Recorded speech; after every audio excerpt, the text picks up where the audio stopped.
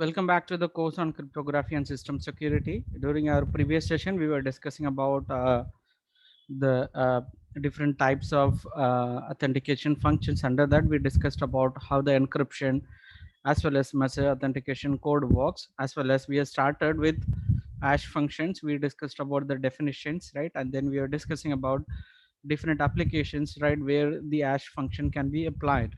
I was explaining about the password, right? Password verifications, right? So this hash function, which is mainly used in order to protect our password, which is stored in the database, right? It does not mean that the password is directly stored in the database. Instead, the hash code of the password, whatever the password which we create, and that is applied to the hash function.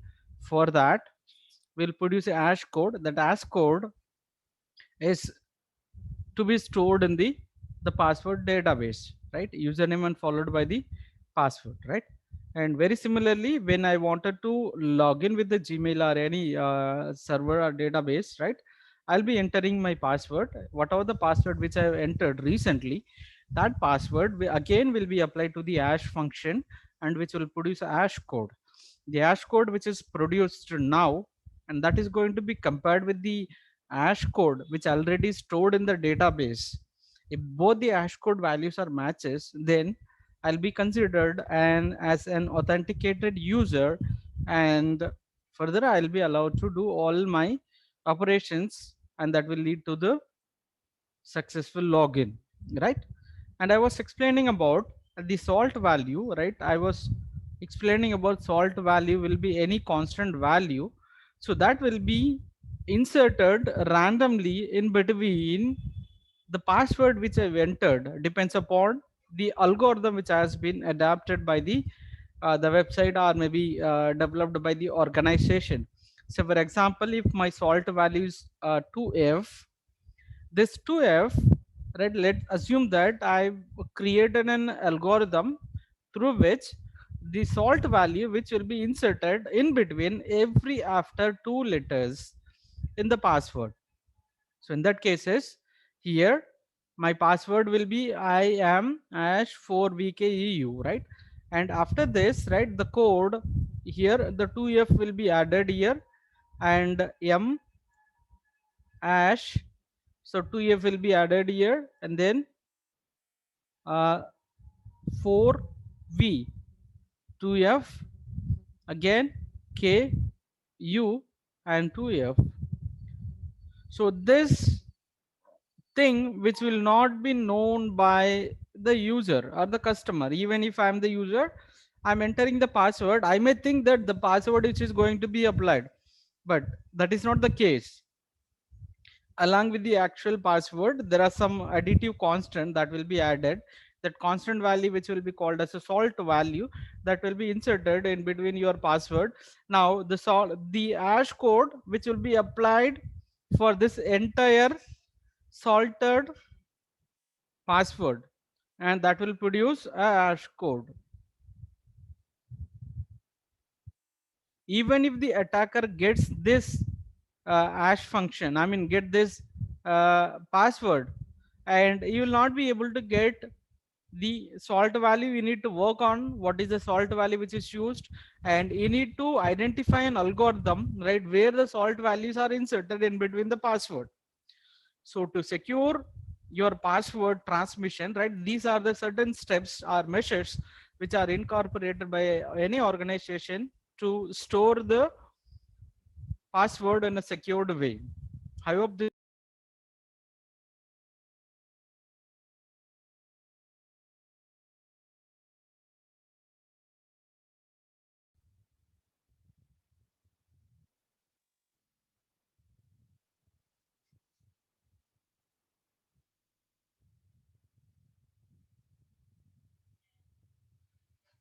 Hope the presentation screen is visible. I got disconnected, right? Sorry. I think that might be due to the network connectivity. I hope you all understood how the password verification is carried out, right? Any queries regarding the salt value, salt function, hash function, the password verification, based on the explanation which I gave?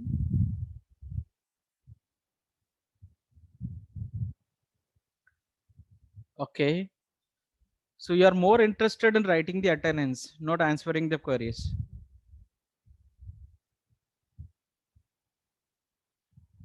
Okay, I hope the password verification concept with respect to the hash function and the salt value is clear. With this, I'll move to the next slide.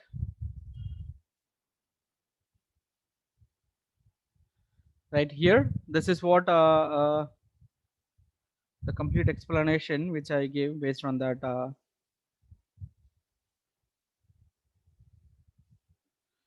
Give me a second.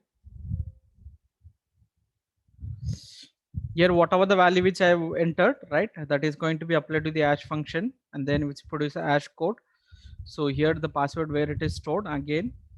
So here this is the database, and in that the hash code of the password is stored, and if both the values are compared, if it is matches, you will be granted the permission for doing the further logins. Otherwise you will get an error notification, your password is mismatched.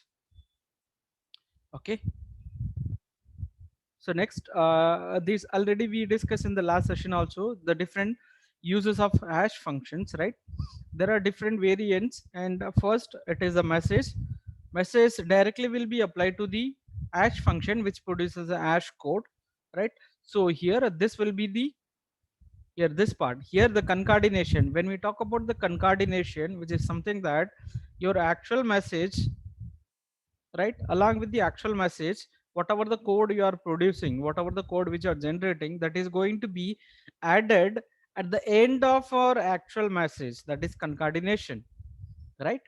So here this is the complete concatenated, which is message and this hash code whatever which is produced, and this entire information which is going to be applied to the encryption function using key k, right? So this will be used for integrity, and so this will be used for confidentiality, right? So the entire information which are going to be transferred at the receiving end, decryption will be carried out using secret key k, and followed by they will be getting the message as well as hash code, right? Whenever we use the hash code, and make sure that this the same hash function which has to be applied, so receiver will use the same hash function and will produce the hash code. This hash code is going to be compared. If it is matches, it will be considered as an authenticated usage, as well as confidentiality is achieved using this secret key encryption, right? And the another variant, right here, we will be applying this encryption for the hash code, our actual message which is applied to the hash function which is produce an hash code. The hash code will be applied to the encryption function using k, right? So here we are protecting the our hash code, right? It's completely up to the users, right, which data which has to be given for more security or priority. Accordingly they can select which component has to be applied to the encryption, right? So here what will get message plus encrypted hash code values, this, right? So this is our actual plain text message.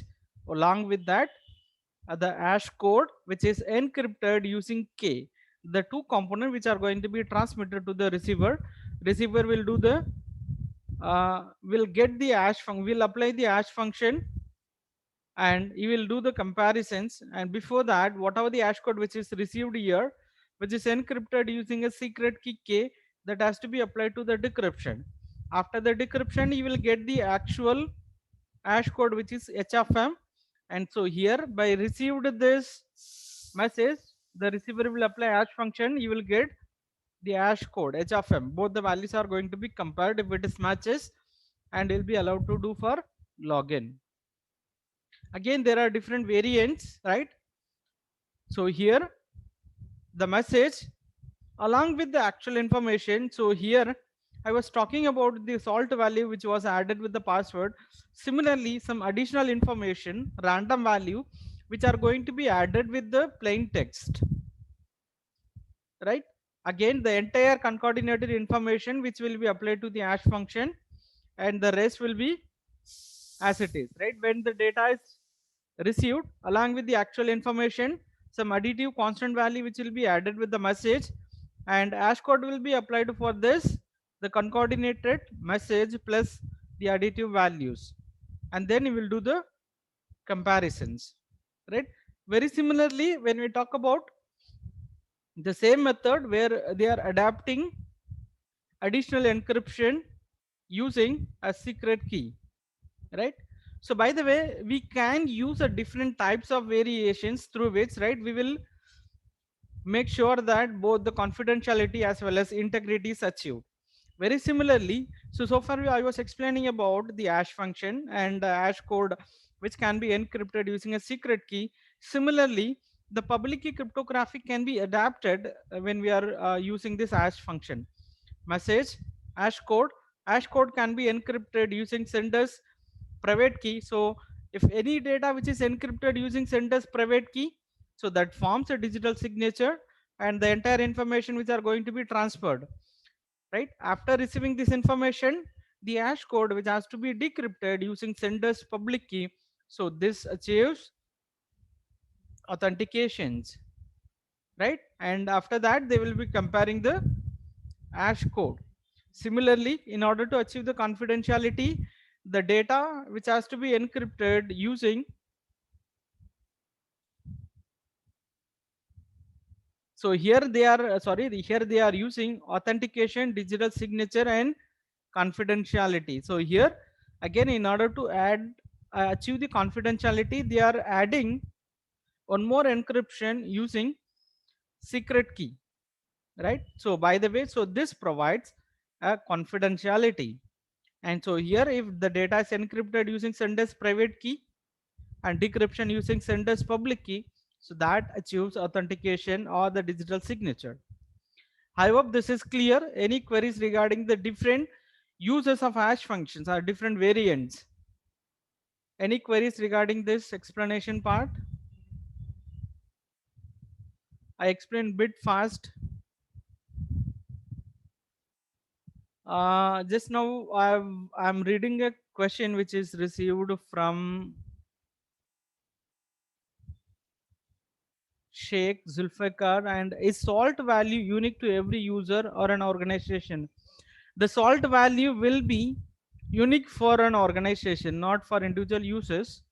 It will be unique for an organization.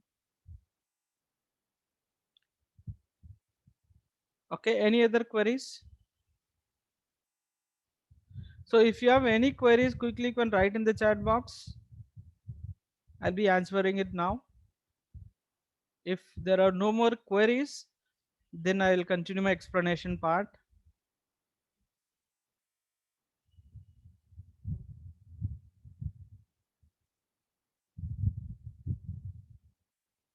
So I hope you understood the different basics of hash function, different uses of hash function, right? With that, I'll proceed with the further explanation.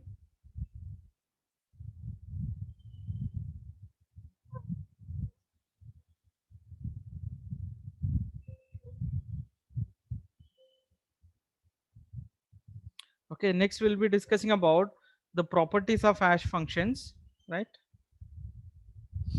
So there are three properties, right? We need to understand about the hash functions. The first one is one-way property, right?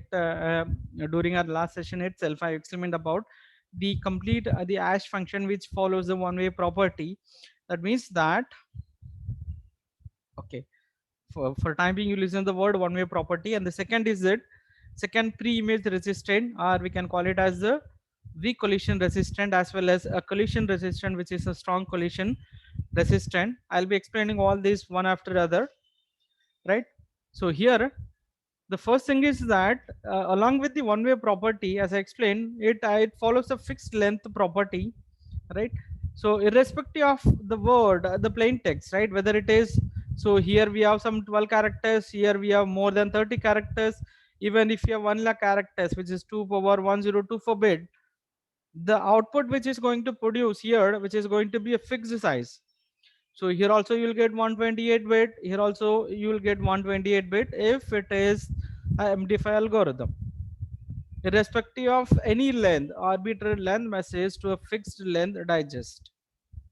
I hope this is clear. This is An additional property along with the one-way function you will understand. Sorry.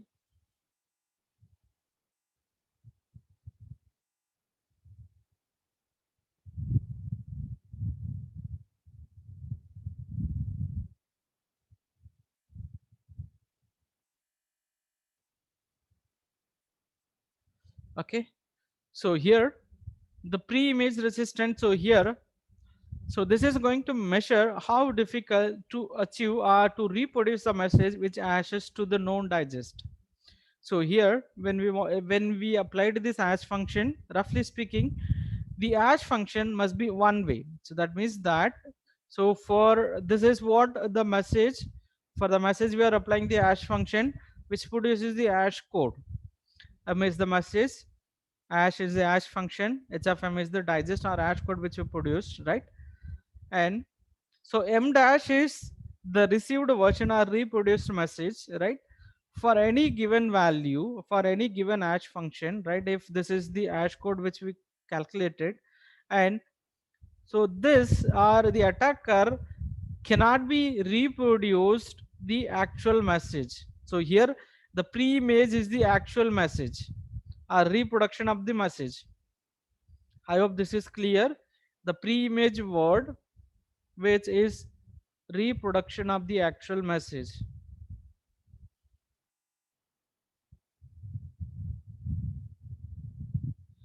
Actual message or plain text, right? If algorithm which follows this, right, for the given hash code, if the algorithm or the hash function which from the from the given hash code, if the attacker not able to reproduce the plain text or pre-image again, so which is called one-way property. I hope this one-way property is clear.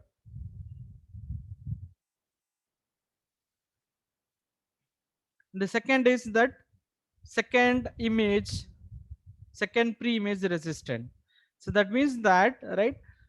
So here, if whatever the algorithm which you chooses, right, for a given one message, you cannot find the another message that has the same message digest. If attacker, if I'm sending a message, if I'm producing the hash code which is 1 2 3 4 5 6, right, for the different message, say for example this is good morning, I'm taking a simple example, right, which produces 1 2 3 4 5 6. If you are taking another message which is good evening, right, so this cannot produce the same hash code,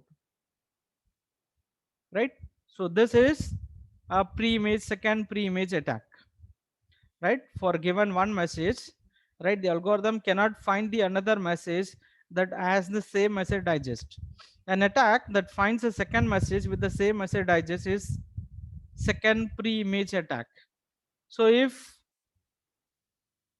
but what they can do is that they can use a different, the attacker, he may get the hash code, but what he will do, he will not find the uh, message. Instead he will try to use a different hash functions through which, right, he can reproduce the same message code with the different messages.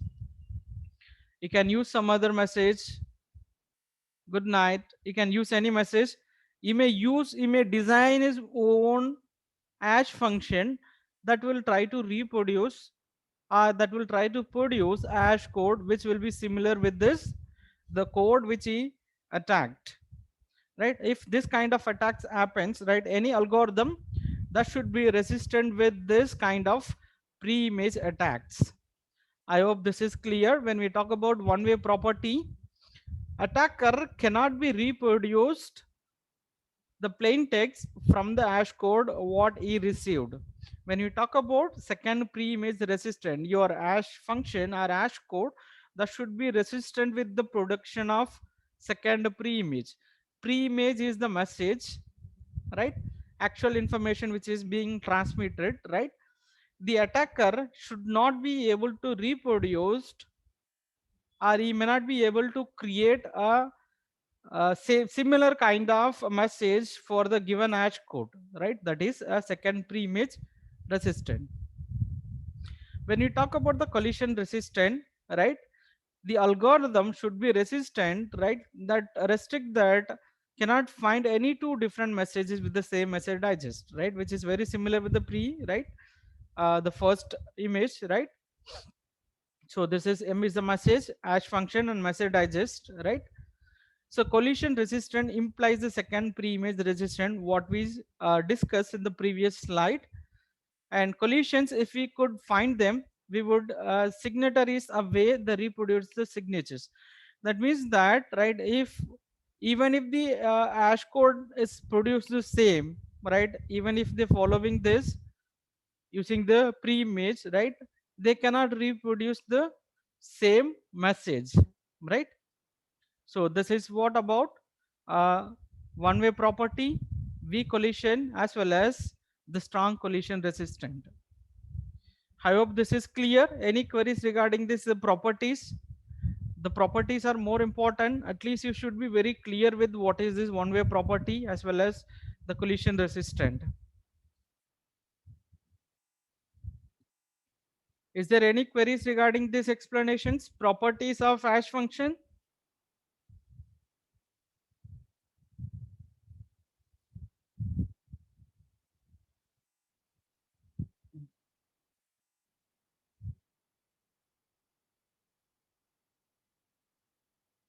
If there are no more queries, then I'll move further.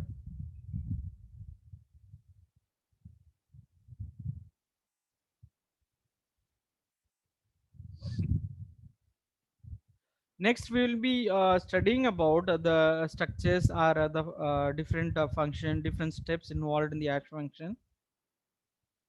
Right? Basically, if any hash function, whatever we take, that falls under the two common categories. The first one is message digest, right? Where the compression function is made from the scratch, which is message digest, right? Where we'll have this MD2, MD4, and then MD5, the different versions, and followed by a symmetry key block cipher, which again which is based on the whirlpool, right? And we will be studying all this. The first scheme which I am trying to cover is that message digest, which is Merkle Damgard scheme, which we are calling as shortly, which is MD5, different versions, right? MD stands for Merkle Damgard, right? The basic logic or concept behind the MD5 algorithm or MD algorithm, right? The first thing is that it will be whatever the message which you wanted to apply to the hash function. As I mentioned, this hash function is a public function which accepts arbitrary length of the message, which can be 2 power 1024, or I could say that it's infinite size of the message, irrespective of the size of the message, right? This is our original message, and followed by there are some other steps to be followed. The first thing is that here, this is the message, actual message, which is size,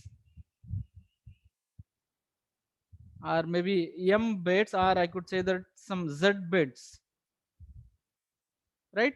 And followed by the entire information, the message which has to be, the entire information cannot be taken as an input at a time. Rather, the information which are going to be divided into the blocks, where the block size is n bit. I hope you can recall the concept what we studied under the blocks data encryption standard. What is the input size of the DES? Plain text size of the input. Plain text input size or block size of DES. Anyone can recall and write the answer in the chat box. We studied about data encryption standard. Very good, Abid. So the input block size is 64 bit, irrespective of you have any number of arbitrary bit as an input. the entire input which are going to be divided into 64-bit block. We are going to take a 64-bit, and then there are certain other operations, subsequent operation which we perform. Similarly, when we apply any hash function for the given input image, for any given input message, right, that message are not going to be processed all the characters at a time, all the bits at a time. Instead, the entire message which are going to be divided into smaller segments, or we can call it as a block, where the block size is n bits, right? So this block size will vary, depends upon the algorithm which we use, right? MD5 algorithm which takes a 512 bit, again SHA which may take 512 bits, some other algorithm which may takes 1024 bits, right? Again, the entire input value which are going to be divided into the blocks M1, M2 till MT blocks, right? Where, but what happens, suppose if I'm taking this 512 bits, so for example, easy understanding, I'm taking, if I have only 1000 bits, if my block size is 512, what will happen? So here I have 512 bits, and here in the second blocks, will it be equal to 512? If I have an input of 1024 bits, if my block size is 512, the first 512 bit which I'll be considering for the block 1, and after that here the remaining block, so here 1024 will be divided into 512, this is for the block 1, and remaining, will it be equal to 512?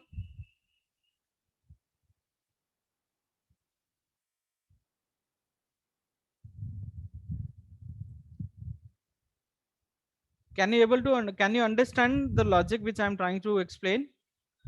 If we have the input size is 1024, and if my block size is 512, sorry, my input is 1000 bits, not 1024 bits, 1000 bits, right? I mentioned about the each block size which are going to be fixed, right? Definitely this will not be 1024 bits, because this is 24 bits less, this is 512, this is 24 bits less, means how much we'll get? 512 minus 24, so here we'll get 8 0 and 480, 488. So this block will have only 488 bits, but my the block, whatever the block size which I'm selecting, that is going to be fixed. For that, what I can do is that, so this I need to do some operation so that the length of this plain text block which should equals to 512. So how this can be possible? Padding operation has to be carried out. What is meant by padding here? Padding is,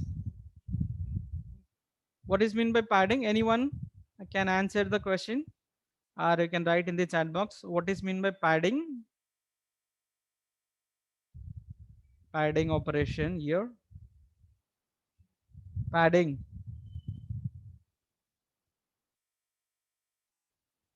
Adding extra bit to the message. Very good. Okay. So here I was explaining about. Give me a second. I'll erase the entire thing. So here I was explaining about if 1000 bits, if my block size is 512, this is 512. Now here I will have only 488. I need to do the padding operation, right? So that I will add the 24 bits, so that, so my block size which will equal to 512. After adding, so here my block size will be 512, 512, right? So the individual 512 bit block, right, which will be applied to the function, this is called a compression function, or will have the hash function generally, where we'll perform a subsequent operations. There are different operations which will be performed similarly how we performed the steps operation in DES and AES, right? We did different operations inside the DES as well as AES. Similarly, we'll take a 512-bit block, and this 512-bit block, which will be feeder to the function which is called a compression function or hash function, where a list of operation will be carried out. Finally, it will produce the hash code. But along with this input, so there is some other additional input, additional value which is going to be feeded with the hash function, that is called IV, which is, what is this IV? Which is initialization vectors.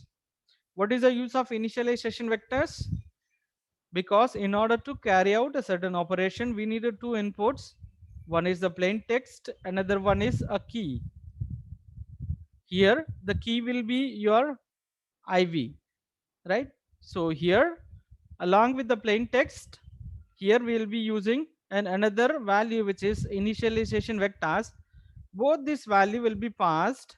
So here this will be one input, plain text of 512-bit, and so here the initialization vectors which will be varying in size, 128-bit. Now again, this 512 bits again, which will not be processed directly, rather this will be divided into 128-bit, 128-bit, 128-bit. Further, there are different variants.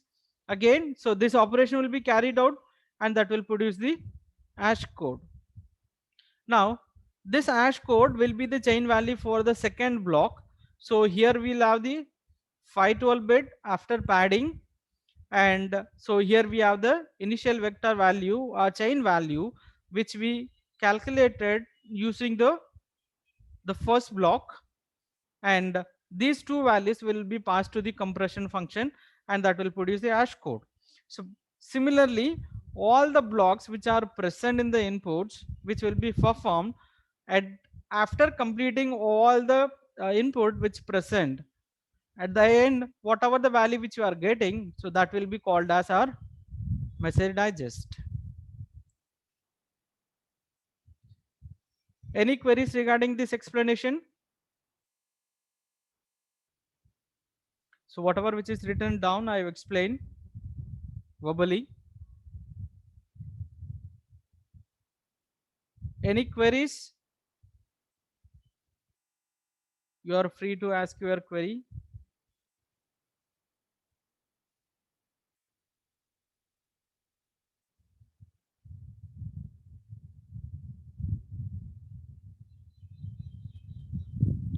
So if you are if you are clear with this logic, because this is the core logic, once if you are clear with this logic, then it will be easy for you all to understand the next explanation part, which based on any hash function which is MD4 or maybe any algorithm. I'm going to explain further, right?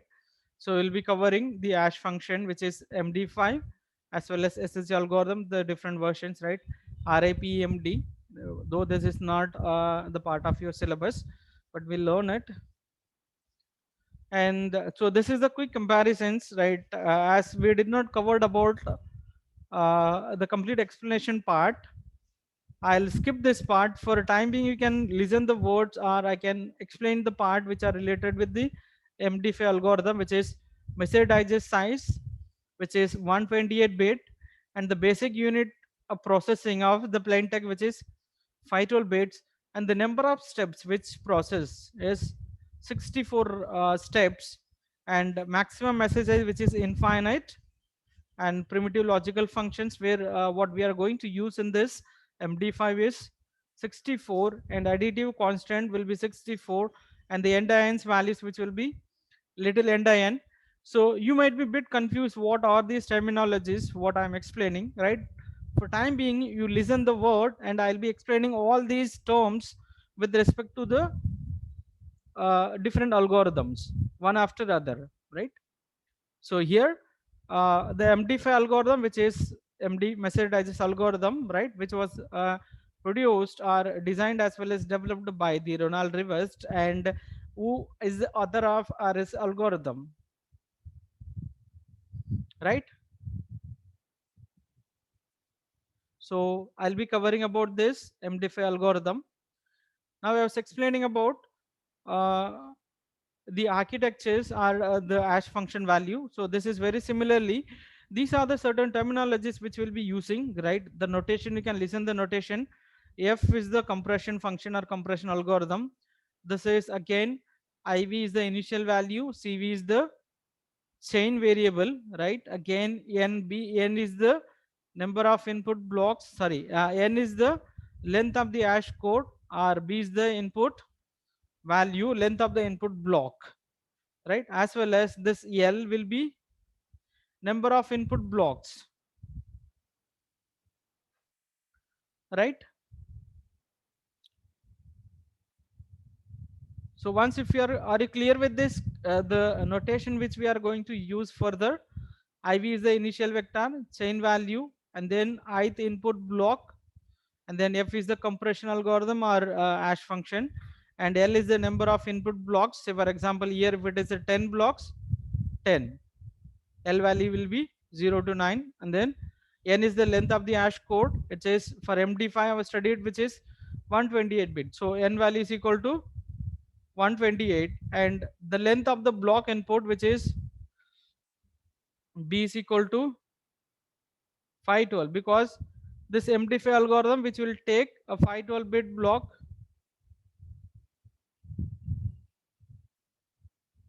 I think.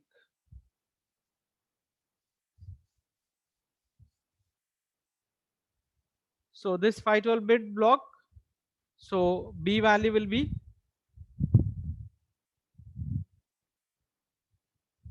okay.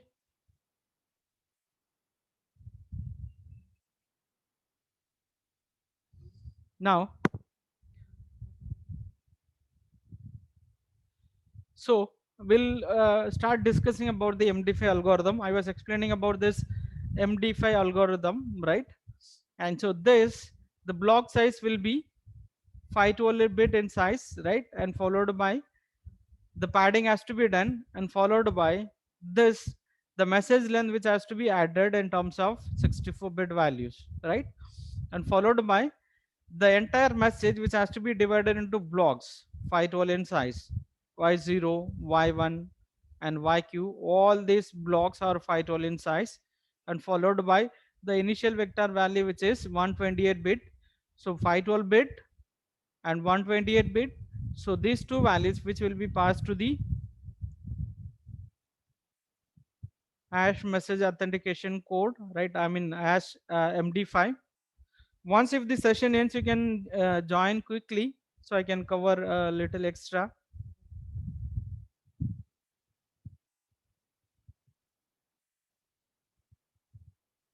Any queries regarding this, the explanation so far, whatever I covered? I'll continue this with the next session, right? Once if the meeting ends, you all can quickly